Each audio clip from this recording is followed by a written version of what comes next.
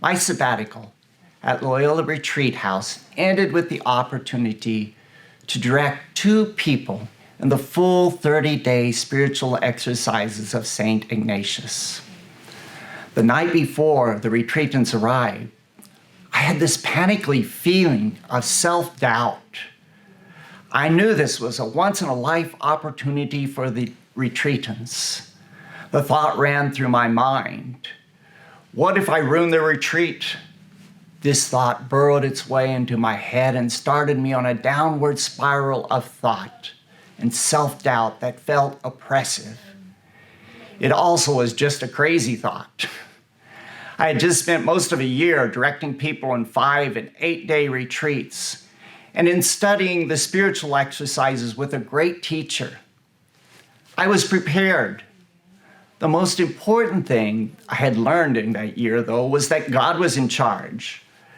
God was the one that made their retreats great, not me. Yet these crazy negative thoughts were oppressing me. Fortunately, I remembered one of St. Ignatius' rules of discernment that says for people that are basically headed toward God, the action of the good angel is delicate, gentle, and delightful, like a drop of water penetrating a sponge.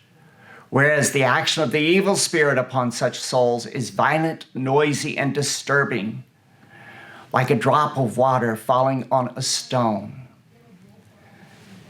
These thoughts were draining my energy, and I can't say whether they came from an evil spirit or my own self-doubt, but I recognized these negative thoughts were not from God. They weren't leading me to God, and they were draining my energy for love. Once I was able to name these thoughts as not from God, much of their power disappeared. The evil spirit doesn't have power over us. It just tells us a lie, and then we turn it over and over again in our minds to pull ourselves down. We use our energy to attack ourselves, and we're left feeling drained. The feeling of being drained is a sure sign that one's obsessive thoughts are not from God. The first step is to name the lie and to recognize it's not from God. Don't discourage yourself. The second step is to search for some words that encourage and give you hope and energy in the situation. For me, a couple days before this downward spiral of doubt happened, I felt God tell me in prayer, I trust you. These words came in a way that were delicate and delightful. They encouraged me. I wasn't even sure why that message came until a couple days later when I needed it. So after naming the lie, I remembered that experience of God telling me in prayer, I trust you. This lifted the oppression.